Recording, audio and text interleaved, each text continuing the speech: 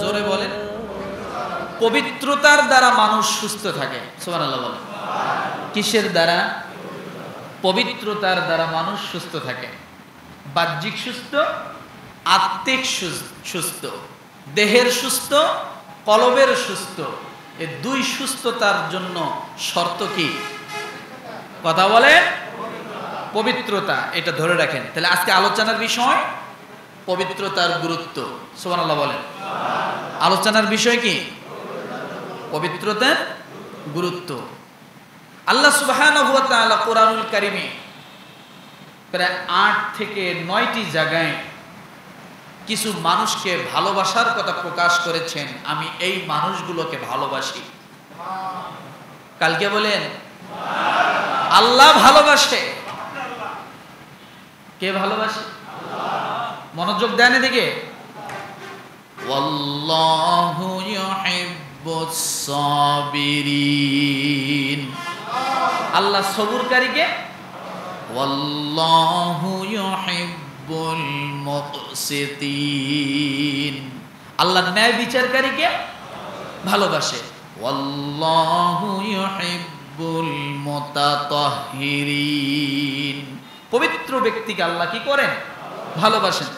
তো এইরকম ভাবে ওয়াল্লাহু ইউহিব্বুল মুতাওয়াক্কিলিন, তাওয়াক্কুলকারীকে আল্লাহ কি করেন? ভালোবাসেন। তাহলে এই যে ভালোবাসার পাত্র যে মানুষগুলো, তাদের মধ্যে থেকে আল্লাহ যাদেরকে সম্বোধন করেছেন, তাদের মধ্যে থেকে একটা শ্রেণীর মানুষ, সেটা কি? পবিত্র। সুবহানাল্লাহ বলেন।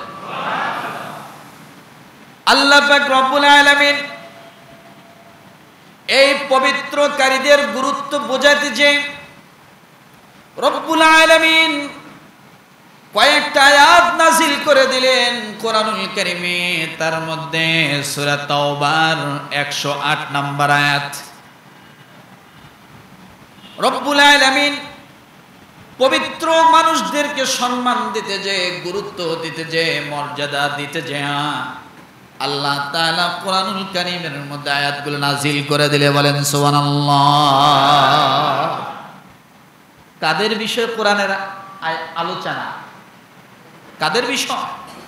যারা পবিত্রতা অর্জন করে, তাদের মর্যাদা, তাদের সম্মান, তাদের ইজ্জত কত, যে আল্লাহ তাআলা তাদের সম্মানার্থে কোরআনের আয়াত নাযিল করে দেয়। সুবহানাল্লাহ। কেন আমি আলোচনাটা নিয়ে আসছি? বলেছি পবিত্রতায় মানুষ সুস্থ থাকে। পবিত্রতায় মানুষ সময়ের জন্য সঠিক ব্যবহার করতে পারে। এই জন্য আল্লাহ তাআলা কোরআনুল কারীমের মধ্যে পবিত্র মানুষের ঘোষণা করলেন, লা তাকুম ফীহি আবাদা লামাসজিদুন উসসিসা আলাত তাকওয়া মিন আউওয়ালি ইয়াউমিন আহাক্কু আন তাকুমা ফীহি রিজালুন ইউহিব্বুনা আন ইয়াতাতাহহারু ওয়াল্লাহু ইউহিব্বুল মুত্তাহহিরিন। একসঙ্গে মনোযোগ। রব্বুল আলামিন এই আয়াতটি নাযিল করলেন সূরা তাওবা আয়াত নাম্বার 108। আল্লাহ তাআলা নাযিলের প্রেক্ষাপট তার রাসূলকে জানায় দিচ্ছেন, হাবিব আপনি ভালো করে জেনে নেন এই আয়াতটি আল্লাহ তাআলা কেন নাযিল করলেন। আল্লাহ তাআলা মুনাফিক টাইপের মানুষ আর পবিত্র মানুষগুলোকে আলাদা করে দিলেন। সুবহানাল্লাহ বলেন। মুনাফিকদেরকে আয়াতের মাধ্যমে আলাদা করলেন। আর যারা সত্যিকারে পবিত্রতা অর্জন করে, যাদের মনের ভিতরে নেফাক নাই, তারা পবিত্র। আর যাদের মনের ভিতরে মুনাফিকি আছে, তারা কোনোদিন পবিত্র হতে পারে না। বুঝেন, মুনাফিকি যার ভিতরে আছে, সে আগাগোড়া পুরা মানুষটাই কি কি এটা বলতে পারেন না? সকলে জবান খুলে অপবিত্র। আর যার মনের ভিতরে মুনাফিকি নাই, তার মনটা কি? তার মনটা কি পবিত্র। ভালো করে ধরে রাখেন, রব্বুল আলামিন এই আয়াতটি নাজিল করলেন কখন দেখেন, আয়াতটি নাজিল করে দিয়ে দুই প্রান্তের দুদল মানুষের কথা আল্লাহ কোরআনুল কারীমের আয়াতের মধ্যে বর্ণনা করলেন। আল্লাহর হাবিব জনাব মুহাম্মদ রাসূলুল্লাহ সাল্লাল্লাহু আলাইহি ওয়াসাল্লাম যখন মক্কা থেকে মদিনায় চলে গেলেন, মক্কা থেকে মদিনায় যাওয়ার পরে অনেক সম্ভ্রান্ত মানুষদেরকে দেখতে পেলেন। বংশ মর্যাদার দিক থেকে বড়, সম্মানের দিক থেকে বড়, ধন দৌলতের দিক থেকে বড়, ক্ষমতার দিক থেকে বড়, ভালোবাসার দিক থেকে বড়। এই মানুষগুলোকে যখন দেখতে পেলেন, আল্লাহর নবী তার সাহাবায়ে কিরামদেরকে নিয়ে ওই মানুষগুলোর সামনে যে দাওয়াত শুরু করলেন। কি করলেন? দাওয়াত দিতে লাগলেন, ইসলামের দিকে মানুষকে আহ্বান করতে লাগলেন। কিন্তু কিছু মানুষ গ্রহণ করলো, আর কিছু মানুষ গ্রহণ করলো না। বিশেষ করে লিডার টাইপের লোকগুলো ইসলাম গ্রহণ করতে চাইল না।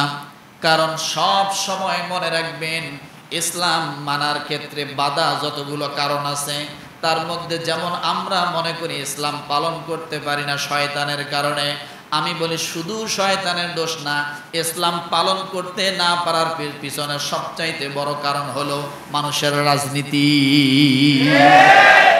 কি বলে? দল দল দল। আল্লাহর নবীর চাচা আবু তালেব তিনি ইসলামে আসতে পারেন নাই। তার কারণ হলো বংশের দিক থেকে শ্রেষ্ঠ একটা সন্তান পেয়েছিল, নাম হলো মুহাম্মদুর রাসূলুল্লাহ সাল্লাল্লাহু আলাইহি সাল্লাম। কিন্তু বংশের দিক থেকে এত বড় নিয়ামত পাওয়ার পরেও আবু তালেব কেন ইসলাম গ্রহণ করতে পারলেন না? একদিকে নবী যে বলে, চাচা আপনি একবার বলেন লা ইলাহা ইল্লাল্লাহু মুহাম্মাদুর রাসূলুল্লাহ। একদিকে নবীজি যা বলেন, আরেকদিকে আবু জেহেল, আবু লাহাব, উতবা, সায়বা এদের মতো কাফের লিডার যারা রাজনীতি করে, ওরা যায় বলে আবু তালেব রে সারা জীবন আমাদের দলের তিনি একবারে মরা পর্যন্ত থাক, এইটাই না বীরত্ব? তুই বীর খেতাবি পাবি। ভাতিজার কথা শুনি আমাদের ধর্ম, আমাদের রাজনীতি, আমাদের দল ত্যাগ করিস না। একবার আবু তালেব যদি সামনের দিকে কালেমা পড়ার জন্য অগ্রসর হয়, 10 পা পিছায়, কারণ ধাক্কায়া দেয় আবু জেহেল। কথা ঠিক কিনা? আজকে ভালো করে জেনে রাখেন, ইসলাম নিয়ে যত সমস্যা, সাধারণ কৃষকের সঙ্গে সমস্যা না, একজন ব্যবসায়ীর সঙ্গে সমস্যা না, একজন চাকরিজীবীর সঙ্গে সমস্যা না, সব সময় ইসলামের সঙ্গে সাংঘর্ষিক লেগেছিল তাদের সঙ্গে। যারা দল করে এবং রাজনীতি করে তাদের সঙ্গে ইসলাম সাংঘর্ষিক। তাদের সঙ্গে কি ইসলাম সাংঘর্ষিক? একজন কৃষক মানুষ জমির আইলে বসেও নামাজ পড়ে, ইসলাম পালন করে। কথা ঠিক না? কিন্তু এখন বর্তমান পরিস্থিতি যা, একজন মানুষ যদি নামাজ পড়ে, সে যে কোনো দলের হোক না কেন, কিন্তু দেখবেন ওই মানুষটাকে বলা হচ্ছে আপনি জামাতি ইসলাম করেন নাকি? একটা মেয়ে যদি, সেদিন পত্রিকায় দেখলাম একটা মেয়ে রন্নাটা তার মাথার মধ্যে দিয়েছে, আর সাংবাদিক যা প্রশ্ন করে আপনি জামাতের ছাত্রী সংস্থা করেন নাকি? মেয়েটা বলেছে একটা রন্না মাথায় দিব, এটা আবার কোন দল করে এর পরিচয় লাগবে নাকি আমি মুসলমান? আমি কি? আমি রন্নাটা মাথায় দিবে, এইটাই স্বাভাবিক। তাহলে আমি রন্না মাথায় দেওয়ার কারণে আমাকে এসে প্রশ্ন করা হয় আমি জামাত করি নাকি? এবার বোঝেন মানুষের মন মানসিকতা কত নিচু চলে গেছে। ইসলাম ব্যতীত যত দল আছে, ইসলাম ব্যতীত যত মতবাদ আছে, ইসলাম ব্যতীত যত তাগুতের শক্তি আছে, সব চাই নারীরা উলঙ্গ থাক। কথা বোঝেন নাই?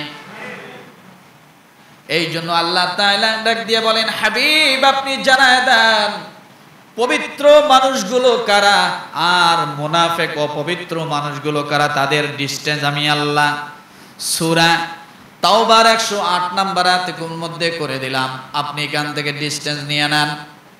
আল্লাহর নবী যখন মক্কা থেকে মদিনায় চলে গেলেন, এই আয়াতের শানে নজুল, মক্কা থেকে মদিনায় যখন চলে গেলেন, অনেক মানুষ যাদের খেতা ছিল না, কাপড় ছিল না, দুইটা কাপড় মাত্র শরীরের মধ্যে ছিল।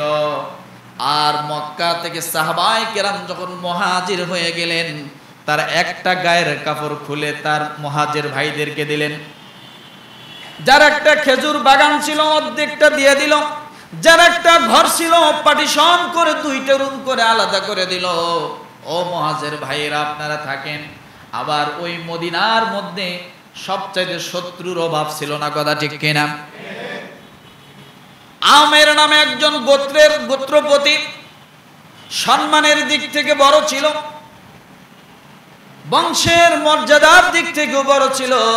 আল্লাহর নবী যখন মদিনায় চলে গেলেন, আমেরের চুলকানি শুরু হয়ে গেল। আমার মনে আর কেরামতি থাকে না, মুহাম্মদ মদিনায় ঢুকে গেছে, আমার কেরামতি মনে হয় আর চলবে না। এরপরে আমের কি করলেন?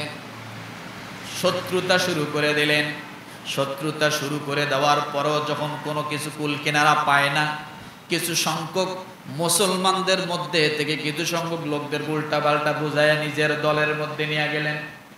নিজের দলের মধ্যে নেওয়ার পরে ওই লোকগুলার কাছ থেকে মুহাম্মদ সাল্লাল্লাহু আলাইহি ওয়াসাল্লাম কখন কি করে, কখন কোথায় যায়, এগুলো সবকিছু তাদের কাছ থেকে কানেকশন শুরু করলো।